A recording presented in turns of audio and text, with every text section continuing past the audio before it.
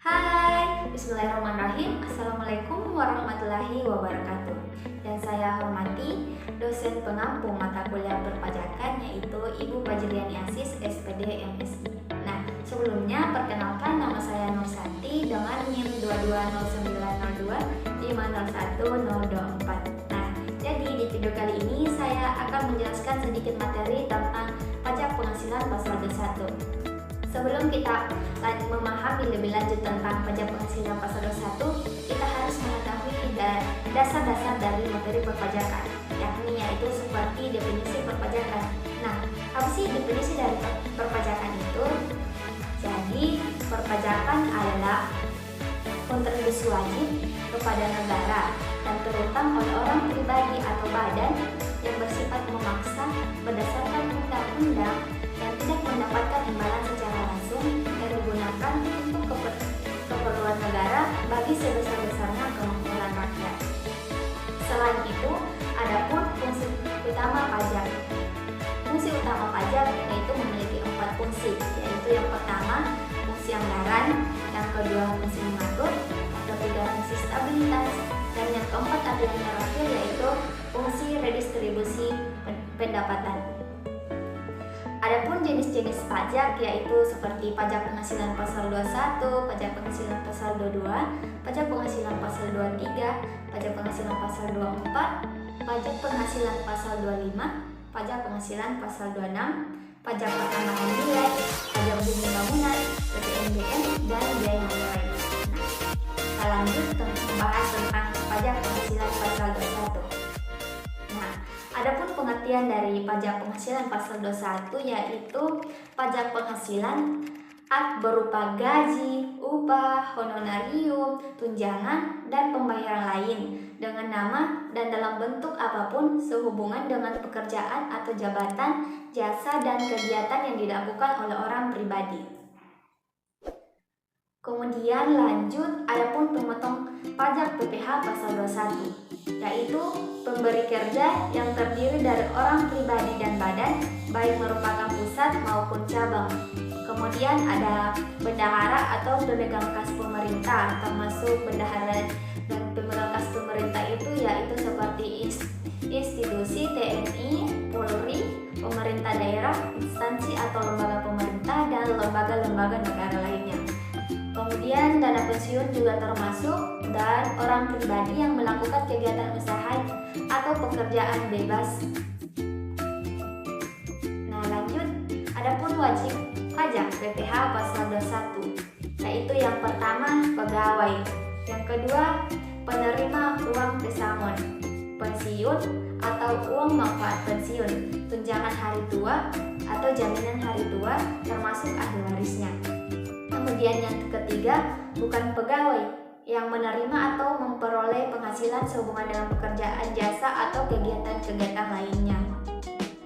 Kemudian yang keempat yaitu peserta kegiatan yang menerima atau memperoleh penghasilan sehubungan dengan keikutsertaannya dalam suatu kegiatan. Selain itu, adapun cara menghitung pajak penghasilan pasal 21.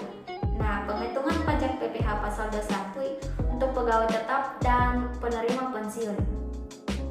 Perhitungan PPh pasal 21 untuk pegawai tetap dan penerima pensiun berkala dapat dibedakan menjadi dua, yaitu perhitungan masa atau bulanan yang menjadi dasar pemotongan PPh pasal 21 yang terutang untuk setiap masa pajak dan yang dilaporkan dalam SPT masa PPh pasal 21. Selain masa pajak Desember atau masa pajak di mana pegawai tetap berhenti bekerja.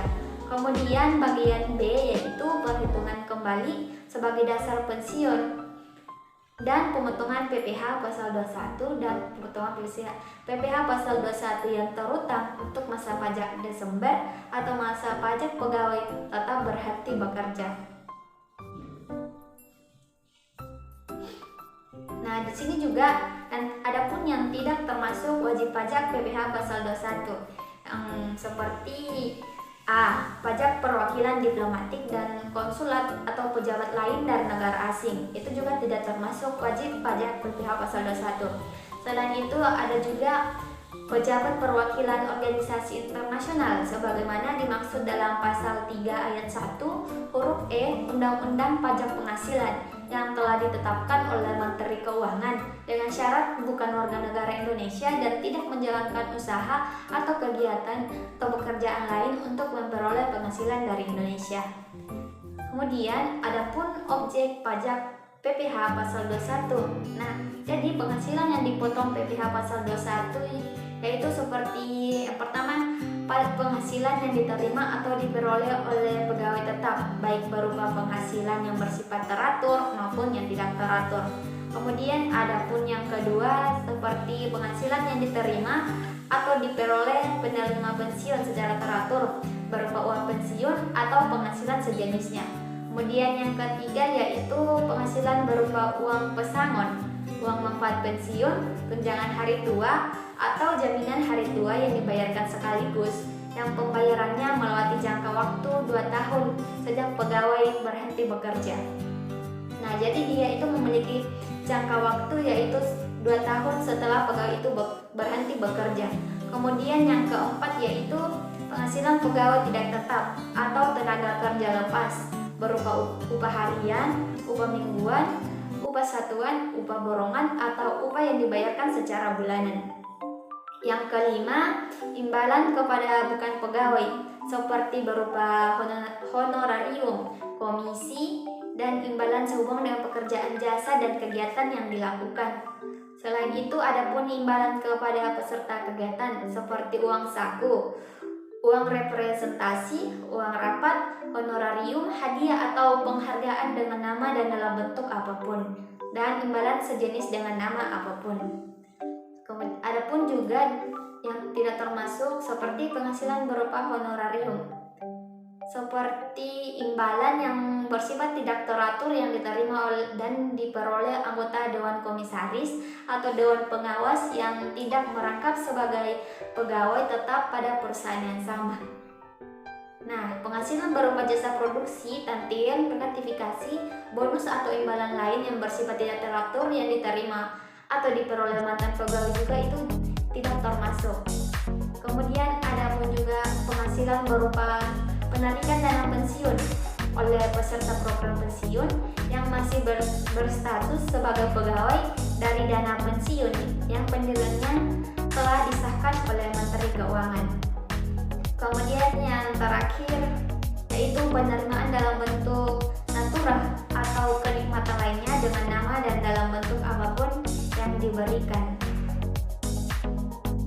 Selain itu ada juga penghasilan yang dikecualikan dari pengenaan PPh pasal 21 seperti pembayaran manfaat atau santunan asuransi dari perusahaan asuransi sehubungan dengan asuransi kesehatan, asuransi kecelakaan, asuransi jiwa, asuransi undiguna, dan asuransi beasiswa. Ada juga penerimaan dalam bentuk natura dan atau kenikmatan dalam bentuk apapun. Kemudian ada iuran pensiun yang dibayarkan kepada dana pensiun yang pendiriannya telah disahkan oleh Menteri Keuangan. Iuran tunjangan hari tua atau iuran jaminan hari tua kepada Badan Penyelenggara Tunjangan Hari Tua atau Badan Penyelenggara Jaminan Sosial Tenaga Kerja yang dibayar oleh pemberi kerja. Kemudian juga zakat. Zakat ini juga termasuk yang diterima oleh orang pribadi yang berhak dari badan atau lembaga amal zakat yang dibentuk atau disahkan oleh pemerintah atau sumbangan keagamaan dan sifatnya wajib pajak bagi pemeluk agama yang diakui Indonesia yang diterima oleh orang pribadi yang berhak dari lembaga keagamaan yang dibentuk atau disahkan oleh pemerintah. Kemudian yang terakhir yaitu beasiswa yang memenuhi persyaratan tertentu. Nah, mungkin itulah materi yang dapat saya jelaskan sedikit tentang materi pajak penghasilan pasal 21.